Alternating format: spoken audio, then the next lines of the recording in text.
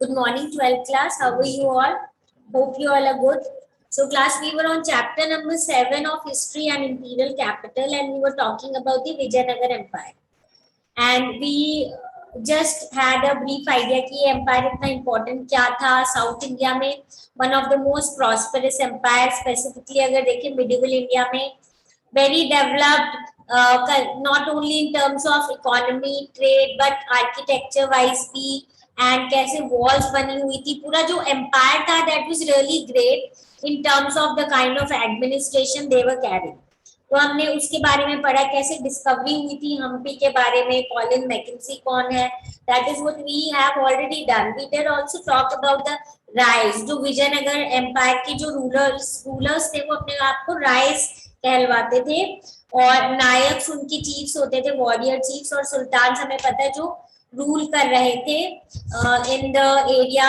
अगर हम बोले डेक्कन के हिस्से में विजयनगर एम्पायर अगर एकदम साउथ में कंट्रोल कर रहा था, तो उनके ऊपर वाले जो एरियाज है वहां पे सुल्तान रूल कर रहे थे. We also had Gajapati of Orissa there, and though still we know towards Krishnadeva Raya जब रूल कर रहे थे उस टाइम पीरियड पे बहुत ज्यादा प्रॉस्पर हुआ था ये एम्पायर इन एवरी टर्म्स. ठीक है, हमने डायनेस्टीज के बारे में पढ़ा था, we did talk about Krishnadeva Raya, और उसके बाद हमने बात की थी about the kings and the traders, and जो राइज और नायक्स थे कैसे इंपॉर्टेंट हुए थे. And in a previous class हमने स्टार्ट किया था to talk about the capital, कैसे बिल्टअप था, कैसा कंस्ट्रक्शन था, थोड़ा बहुत हमने ब्रीफली बात की थी about the boxes that are provided to us in the book on page number 176, जिसमें हमने बात की थी जो फॉरेन ट्रैवलर्स इंडिया में आए थे, चाहे वो ट्रेडर हो या ट्रैवलर्स हो, उन्होंने विजयनगर एम्पायर के बारे में लिखा है, और whatever they have written tells us a lot about the kind of architecture that was architecture in which the buildings and other structures were made. उनके एडमिनिस्ट्रेशन के बारे में भी बताया हुआ है, और उसके साथ साथ they have also told us about the kind of life people used to live there, and specifically जो राजा वगैरह है, जो राइज हैं, उनके क्या एडमिनिस्ट्रेशन होती है उससे रिलेटेड भी.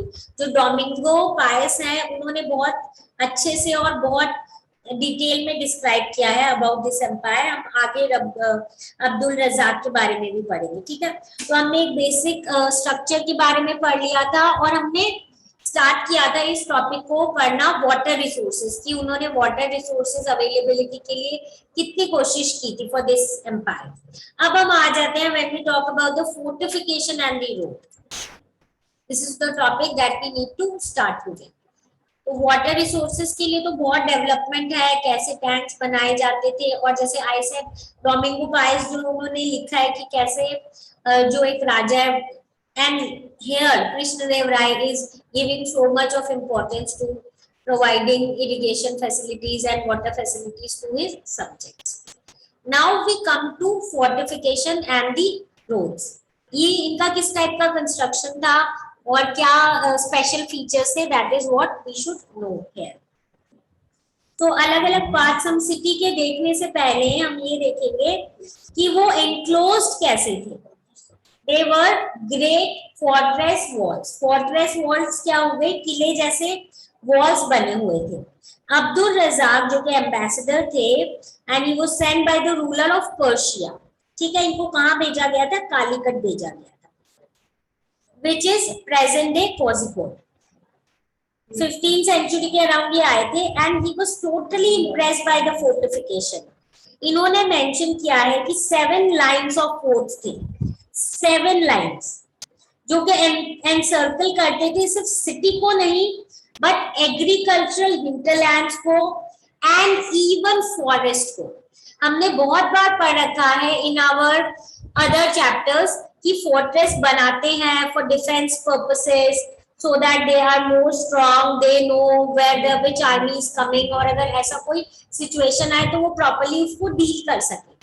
बट हियर वी सी कि it is not that they are just creating forts around the palaces or around the important places, but even around the agriculture hinterland and also the forest. अब देखो इनका बनाने का तरीका क्या था, जो आउटर मोस्ट वॉल होती थी ना, उनको हिल से क्या कर देते थे, कनेक्ट कर देते थे।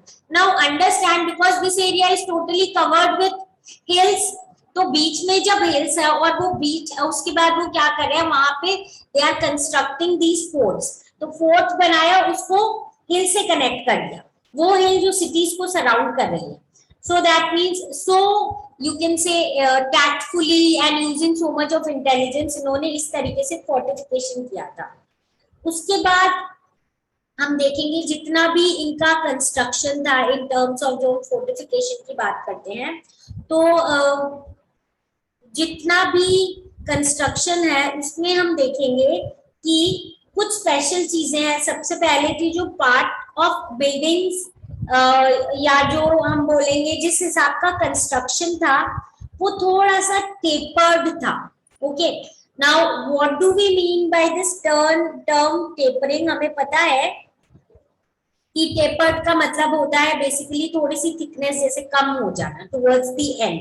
तो टुवर्ड्स द एंड हम देखेंगे थोड़ा सा टेपरिंग हो गई है, थोड़ी सी जो बिल्डिंग मटेरियल है या जिस चीज से बनाया है वो थोड़ी सी थिकनेस कम हो जाएगी, ठीक है। इसके अलावा हम देखेंगे इतने बड़े फोर्टिफिकेशन में कोई भी सीमेंटिंग एजेंट, मोर्टर, हमें पता है कोई भी वॉल्स को अटैच करने के लिए वी नीड सीमेंट, लाइम और उससे रिलेटेड जो भी चीजें होती है, तो सीमेंटिंग कोई भी एजेंट इन्होंने समवेयर यूज नहीं किया था, ठीक है। अब तो फिर कैसे ये लोग जो वॉल्स है वो साथ में अटैच रहते थे? जो स्टोन ब्लॉक्स है ना वो वेज शेप्ड होते थे, wedge shaped as you all I think may be remembering, हमने 11th क्लास में पढ़ा था वेज शेप यूनिफॉर्म राइटिंग होती है, मतलब आगे से थोड़ा सा नोकीला जैसे होता है। तो वेज शेप के इन्होंने ब्लॉक्स बना रखे थे, जो एक ब्लॉक है उसके अंदर जो दूसरा ब्लॉक है वो अटैच हो जाएगा, ठीक है, पूरा का पूरा उसके अंदर ज्वाइन हो जाएगा। सो एक साइड पे वेज शेप निकला हुआ है, एक साइड पे ऐसी स्पेस है कि वो दूसरे ब्लॉक के अंदर अच्छे से इंसर्ट होके समवेयर वो पूरे लॉक जैसे हो जाए और अच्छे से कंस्ट्रक्शन हो जाए। So the stone blocks were wedge shaped, which held them in one place, and the inner portion of the walls was of earth packed with rubble. ठीक है, यानी जो अंदर वाला साइड है उसको उन्होंने साथ में किस तरीके से अटैच कर रखा था, जो हम बोलेंगे अर्थ या मिट्टी टाइप चीजें और जो ब्रोकन ब्रिक्स वगैरह उन सब से अटैच कर रखा था, ठीक है। इसके अलावा एक और चीज हम देखेंगे, that is this term bastion जो है आपने सुन रखा होगा, ये एक्चुअली में होता क्या है, थोड़ा सा बाहर की तरफ निकला हुआ। नाउ हियर जब हम बात करते हैं अबाउट दिस टर्म बेस्टियन, इसका मतलब क्या है क्लास, कि इन लोगों ने क्या कर रखा था, जैसे कि फोर्टिफिकेशन बना रखी है, उस फोर्टिफिकेशन में थोड़ा सा जो एरिया है उसको बाहर की तरफ निकाला जाता है। जनरली फोर्ट्स में क्या होता है, ऐसा किया जाता है ताकि always they can keep a track, और जब भी अटैक करना हो तो एक सेक्शन जो है फोर्टिफिकेशन का आगे की तरफ हो ताकि उन पे अटैक किया जा सके, and along with that defensive purposes के लिए भी, so that they can clearly see things to मतलब फार ऑफ एरिया तक। सो हम यही बोल सकते हैं this is a kind of wall या एक पार्ट ऑफ वॉल किसी भी बड़े फोर्ट का, पैलेस का, जो कि बाहर की तरफ निकला हुआ है, ठीक है, जहां से आप हर डायरेक्शन पे क्या कर सकते हो, अटैक कर सकते हो। तो इन्होंने स्क्वायर या रेक्टेंगुलर शेप के जो बेस्टियंस हैं वो बना रखे थे साथ में, जो आउटवर्ड्स बाहर की डायरेक्शन की तरफ क्या कर रहे थे, मूव कर रहे थे। So here we see that there are people, these are the people who are not only by artistically या ये जिसके बारे में हम पढ़ेंगे, हमने गोपुरम्स वगैरह के बारे में पढ़ा है कितने अच्छे से बना रहे थे, but for defence purposes and for like ऐसा कोई भी अटैक हो तो they are always ready to attack on the all sides, उस टाइप से भी with lot of intelligence and lot of you can say दूर का जो बोलते हैं दूरदर्शी वो वाला पॉइंट ऑफ व्यू रख के इन्होंने अपने बेस्टियंस भी बनाए थे इन फोर्ट्स, ठीक है। अब सबसे सिग्निफिकेंट चीज जो इनके फोर्टिफिकेशन के बारे में है वो हम देखेंगे agriculture tracts. As I earlier also told you कि जनरली इससे पहले हमने देखा है कि फोर्टिफिकेशन इसीलिए होती है for defensive purposes only, war से रिलेटेड।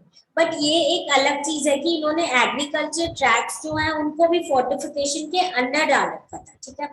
तो अगर हम अब्दुल रजाक की बात करें, Abdul Razzaq noted that between the first, second and the third walls that are cultivated fields, gardens and houses. Now understand कितनी सारी फोर्टिफिकेशन है and just understand its implication कि अगर कोई बाहर से अटैक कर रहा है तो उसको इतने सारे फोर्टिफिकेशन क्रॉस करने पड़ेंगे to reach to the inner fortification. And इसके साथ साथ एग्रीकल्चर ट्रैक्ट्स वगैरह भी है। नहीं तो क्या होता है, एग्रीकल्चर वगैरह थोड़ा सा जो एम्पायर होता है उसके आउटर एरियाज में होता है, तो अटैक उन पे ही पहले होगा, तो फूड कैसे लोगों तक पहुंचेगा। इसीलिए उन्होंने फोर्टिफिकेशन एग्रीकल्चर ट्रैक्ट्स की भी कर रखी है कि हमारे पास जो फूड स्टोरेज सिर्फ ग्रेनरी के फॉर्म में नहीं हो in case of attack from the outsiders. पूरा एग्रीकल्चर ट्रैक्ट को ही इन्होंने फोर्टिफाई कर रखा था, ठीक है, इनक्लोज कर रखा था। अगेन हमें ये कहां से पता चला, जो अब्दुल रजाक है उन्होंने बोला है कि बिटवीन फर्स्ट, सेकंड और थर्ड वॉल्स जो है वो है कल्टिवेटेड फील्ड्स, गार्डन्स और हाउसेस, ठीक है।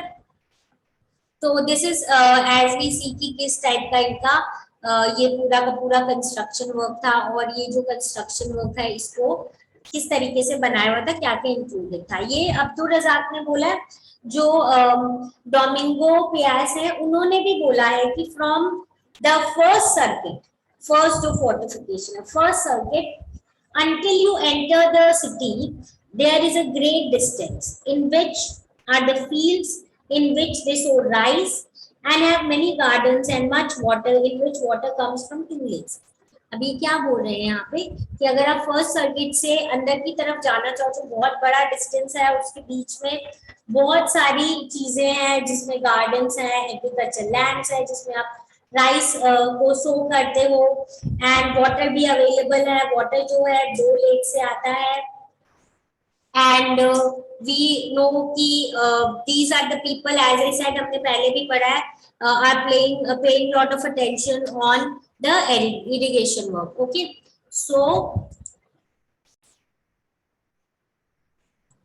नाउ वी सी दैट ये जो सारे स्टेटमेंट्स हैं जो फॉरेन अकाउंट्स हैं, फॉरेन ट्रैवलर्स के हैं, और बाकी अपने से भी रिलेटेड और भी जितने भी एविडेंसेस है उसके अकॉर्डिंग हम देखते हैं कि जो इन स्टेटमेंट्स को अगर हम कनेक्ट करने की कोशिश करें, जो प्रेजेंट डे आर्कियोलॉजिस्ट ने जो फाइंड आउट करे हैं, तो वो also they also are stating that this is correct because they have got the evidences, जहाँ पे उन्होंने देखा है कि एग्रीकल्चर ट्रैक्ट जो है that lies between the sacred centre and the urban core, ठीक है, urban core and the sacred centre. Now class I suppose हमने ये एक देयर इज अ पिक्चर और map that is given in your book, you can have a look at it again on page number 176। अगर आप page 176 पे देखो, एक map जैसे दिखाया हुआ है आपको, उसमें आप क्लियरली देख सकते हो क्लास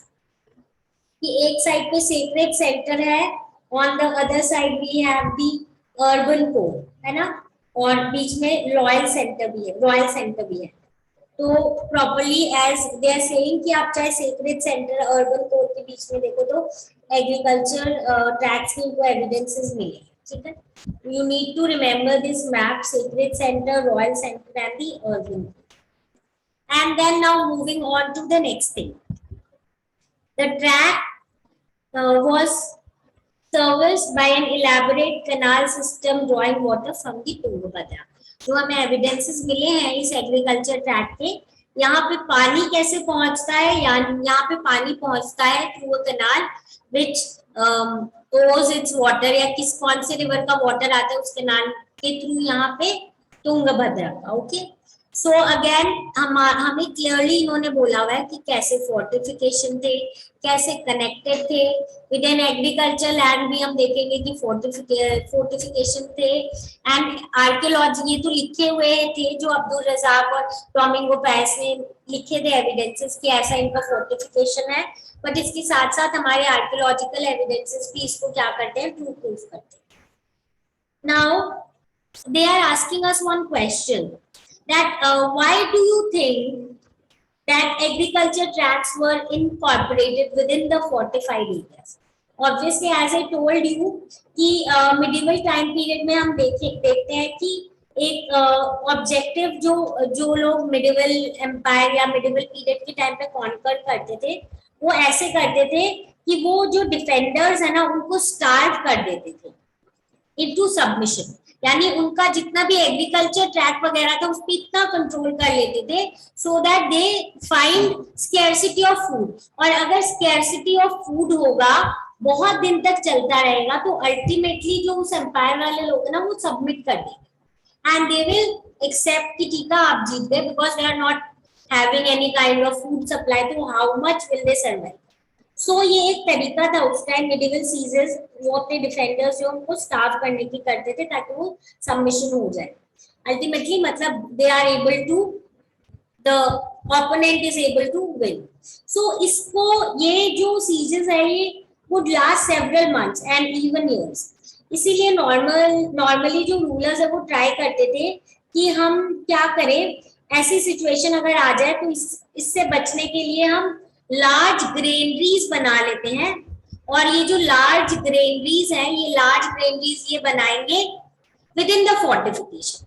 नाउ अंडरस्टैंड, अभी we are not talking about Vijayanagar empire. Generally क्या करते थे, फोर्टिफिकेशन बनाते थे एक, उसके अंदर ग्रेनरीज बना देते थे। ठीक है, पूरे एरिया को फोर्टिफाई किया आपने, उसके अंदर ग्रेनरीज बना ली जहां पे बहुत सारा खाना स्टोर्ड है, तो वो आपका चलता रहेगा थोड़ी दिन।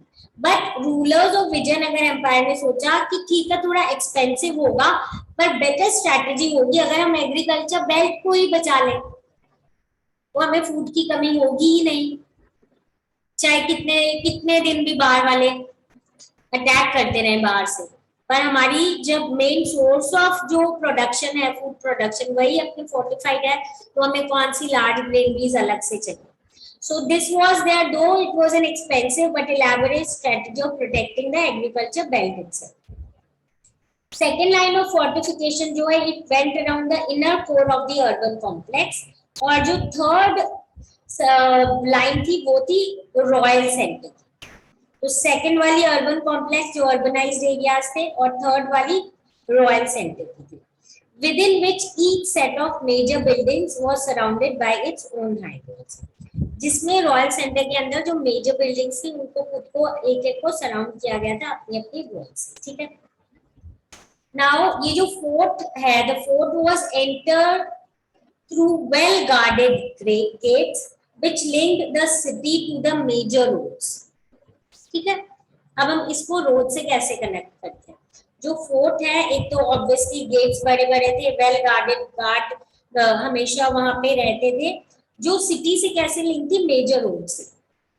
गेटवे जो है वो एक स्पेशल और बहुत डिस्टिंक्टिव हमारा स्ट्रक्चर है, कहाँ का, विजयनगर का। So distinctive architecture feature which often defined the structures to which they basically regulated the access। इसका मतलब क्या है, एक्सेस मतलब आपके फोर्टिफिकेशन के अंदर कौन आ सकेगा उसको कंट्रोल करने के हिसाब से प्रॉपर आपकी जो गेटवेज है वो बनाए हुए थे। आर्च जो होता है गेटवेज पे leading into the fortified settlement as well as the dome over the gate was regarded as the typical feature of the architecture introduced by Turkish Sultan। यहाँ पे as you can see on your screen also कि एक तो arch shape बने हुए होते थे gateway, जिससे आप अंदर जाओगे तो आपको एक फोर्टिफाइड सेटलमेंट मिलेगा। उसके अलावा जो डोम होता था गेट पे, वो हम बोलेंगे typical feature of the Turkish sultans. Art historians जो है वो इस स्टाइल को इंडो इस्लामिक बोलते हैं। ठीक है, क्योंकि ये एक तरीके से इंटरैक्शन है with the local building practices in different region, यानी इंडियन सबकॉन्टिनेंट और साथ में जो बाहर से आ रहे थे उनका जो आर्किटेक्चर का स्टाइल था वो मिक्स हो गया था, जिसको इंडो इस्लामिक बोलते हैं। जनरली आप देखोगे जो आर्ट शेप है, डोम शेप है, ये वाली चीजें इससे एसोसिएटेड होती है बाहर वाले आर्किटेक्चर से। बाकी जो एग्जिस्टिंग इंडियन सबकॉन्टिनेंट का था वो भी कंटिन्यू हो रहा था। तो archaeologist have studied the roads within the city, ठीक है, यानी सिटीज कैसी बनी, सिटीज में रोड्स कैसी बनी हुई थी, एंड जो उस सिटी से बाहर जा रही थी वो किस टाइप से बनी हुई थी। तो ऑब्वियसली हम कैसे पता कर सकते हैं, जो गेटवेज है वहां से जो रोड गेटवेज तक जा रही है वो कहाँ से शुरू हुई है, कहाँ तक जा रही है, उसको ट्रैक कर रहे हैं अपने जो आर्कियोलॉजिस्ट है। तो हम देखेंगे कि साथ में कुछ पेवमेंट्स जैसे भी बने हुए हैं। तो इन सबको स्टडी करके हमें क्या पता चलता है कि किस टाइप की यहाँ पे रोड का कंस्ट्रक्शन था, ताकि जो people who are just basically walking or maybe moving into this area तो किस टाइप का था।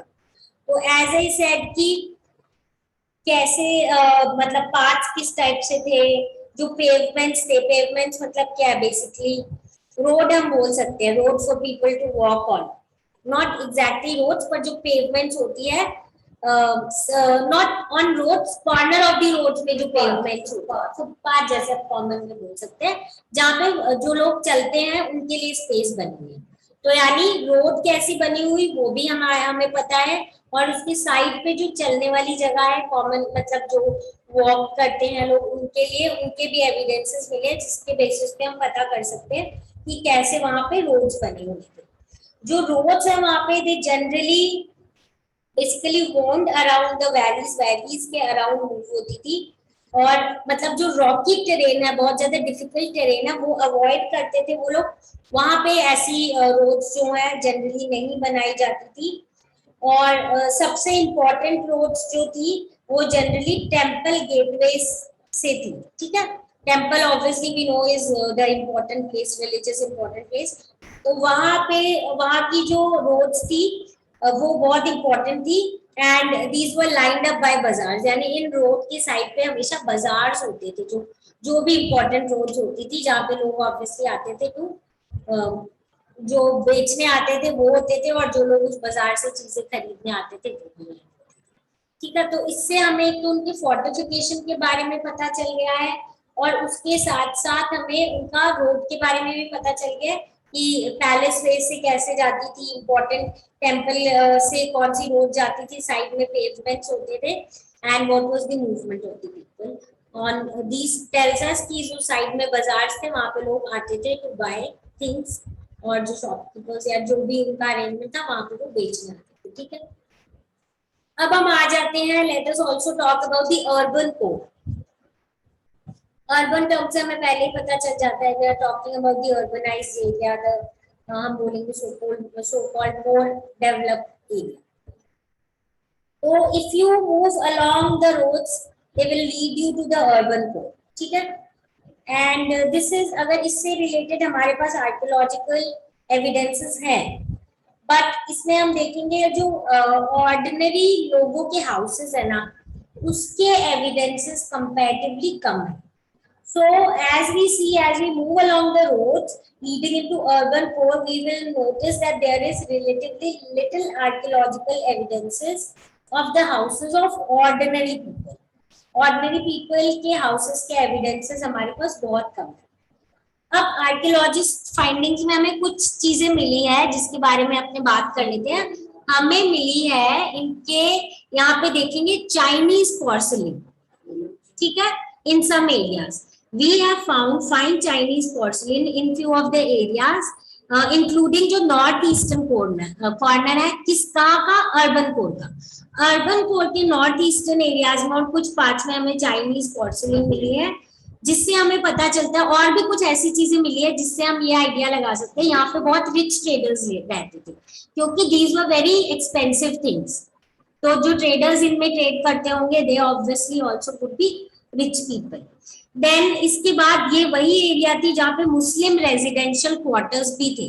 हाउ डू वी नो कि वहां पे मुस्लिम रेजिडेंशियल क्वार्टर्स, या कैसे हम बोल सकते हैं ये पर्टिकुलर सेक्शन वहां पे रहता था, depending on the religious building that we find there. तो क्योंकि हम देखते हैं टूम्स और मॉस्क जो है वो यहाँ पे लोकेटेड है बहुत, और मतलब इनके they have distinctive functions obviously for the people living there, but हम देखेंगे उनका जो आर्किटेक्चर है मॉस्क का, that also resembles the mandaps, mandapa कहाँ थे हमने पढ़ा था, टेम्पल्स ऑफ हम्पी में, तो we studied in detail, but हमने मेंशन किया था मंडप्स होते हैं इन टेम्पल्स, यानी again we find certain kind of similarity.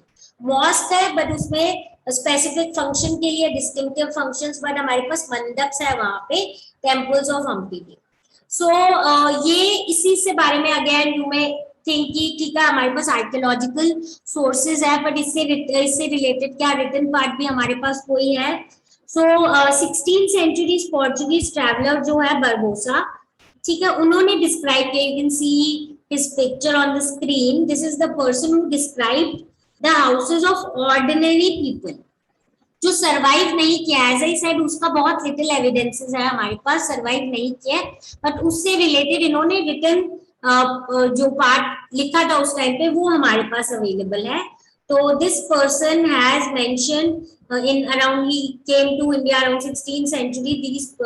This Portuguese traveler Barbosa, he described the house of ordinary people, that the other houses of the people are thatched but nonetheless well built and arranged according to occupation in long streets with many open places। यानी क्या है, जो ये houses है thatched है ऊपर से, they are somewhere thatched, that is why हम ये बोल सकते हैं कि इस तरीके से बने हुए थे इसीलिए ही सरवाइव नहीं कर पाए, ठीक है। बट अच्छे बहुत अच्छी तरीके से बना हुआ था, ऐसे नहीं है कि थैच्ड है so they are not made nicely, properly arranged है ये। एंड देन इसके साथ साथ समवेयर हम देखेंगे ओपन स्पेसेस भी बहुत है, और हाउसेस अरेंज थे on the basis of your occupation. एक ऑक्यूपेशन के लोग ज्यादातर आसपास साथ रहते थे, दूसरे ऑक्यूपेशन के लोग दूसरी जगह पे रहते थे, ठीक है। टैच्ड हमें पता है जब जो हट या जो भी ऐसा स्ट्रक्चर है उसका ऊपर जो छत बनाई हुई है या जो रूफ है वो जनरली स्ट्रॉ या ऐसे मटेरियल से बना हुआ होता है। तो ऐसा घर है जिसके बारे में इन्होंने बरबोसा ने बताया, हमारे पास रिटर्न इतने हमारे पास आर्कियोलॉजिकल एविडेंसेस इतने नहीं है। टैच घर थे, वेल बिल्ट थे ये, और ऑक्यूपेशंस के वाइज ये अरेंज थे, और लॉन्ग स्ट्रीट्स थी, यहाँ पे स्ट्रीट्स लॉन्ग थी, ओपन पैलेस ओपन प्लेसेस बहुत थी, खुले खुले बना हुआ था। एंड अगर हम इसी की बात करें तो यहाँ पे हम देखेंगे फील्ड सर्विस जब किया गया था पूरे एंटायर एरिया का, तो हमें पता चला थोड़ी थोड़ी एरिया पे श्राइन्स है, स्मॉल टेम्पल्स है, जो हमें ये बताते हैं कि वहां पे कल्ट्स डिफरेंट डेटीज जो है उनकी कितनी इंपॉर्टेंस थी, ठीक है, अलग अलग कम्युनिटीज के थे। बिकॉज वी सी की थोड़ी थोड़ी दूर पे अलग अलग जगह पे स्मॉल टेम्पल्स बने हुए हैं, श्राइन्स बने हुए हैं, जिसमें अलग अलग कल्ट से रिलेटेड पूजा की जाती है। सो क्लियरली अपने को पता चलेगा कि डिफरेंट कम्युनिटीज थी और उनको सपोर्ट भी किया जाता था, that is why they could build such structures. And everyone was like living in this area, and people belonging to variety of, you can say, believing in different cults, etc. The surveys also indicate that wells, rainwater tanks as well as temple tanks may have served as the source of water for ordinary town dwellers। यानी town dwellers के लिए water कहाँ से आता था, Wales होती थी, rain water tanks जहाँ पे रेन वाटर स्टोर किया जाता था, इसके अलावा टेम्पल टैंक्स भी होते थे। सो जो ऑर्डिनरी टाउन ड्वेलर्स थे उनको पानी यहाँ से अवेलेबल होता था, ठीक है। So this is where we complete the topic of urban core, specifically जो Vijayanagar the capital and its environment है, ये हमने अच्छे से कर लिया है। We need to now talk about the royal centre. Okay, now in your book please focus, there is one picture that is given on your page number 179। एक तो है चाइनीज पोर्सिलेन के एग्जांपल्स, आप देख सकते हो एविडेंस के form में। Then part of excavated pavements भी आपको मिलते हैं यहाँ पे, ठीक है।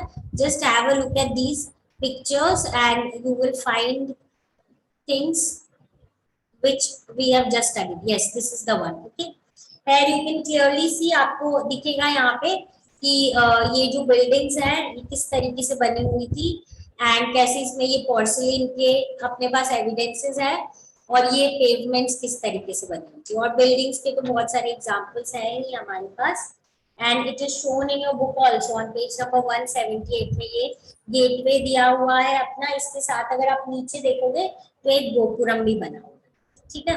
So this is about the capital Vijayanagar and its surrounding, किस टाइप से fortification थी और बाकी जितने भी details है relating to that environment. ठीक है. So I suppose जितना हमने आज किया must be clear to you people. अगर कोई भी doubt हो, do come back with your problems. We'll start with our next topic in our next class and continue with the chapter. ठीक है. रॉयल सेंटर करेंगे और रॉयल सेंटर के बाद other buildings, then royal centre और महालक्ष्मी डिब्बा एक स्पेशल बिल्डिंग है, उससे रिलेटेड पढ़ेंगे हम एंड उसके बाद में दूसरे टॉपिक पे चले जाएंगे. सो यहाँ पे we have completed this topic and we will start with the new topic. Basic structure समझ आ गया होगा I suppose, and as I always say please give this portion a reading. If you have doubt, come back with your doubt. We'll continue in our next class.